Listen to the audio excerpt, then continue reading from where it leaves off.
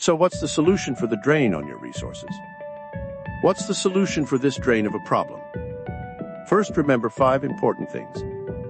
In order to get more business, you need more online visibility. Because 91% of people are looking for a business online. Secondly, you need a way that brings incoming calls, not just clicks. Because calls have 30 to 50% conversion rates, while clicks top out at 1 to 2%. Can you imagine your conversion rate increasing by not 15 to 25%, but 15 to 25 times? Thirdly, you want these calls to be exclusive to you and not shared with 5 others. Fourthly, you want more revenue out of whatever method you use than what you are spending, with a good ROI, return on investment. Fifthly, you want to not waste your money on useless calls, such as someone looking for a job or someone selling you something.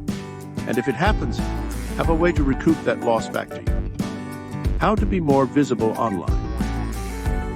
Now you need to figure out a way to be seen online and be more visible than the next guy, the competition. There are usually 2 good ways.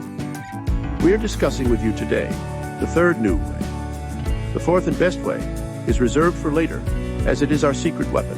We are teaching tax law attorneys to take over their whole industry.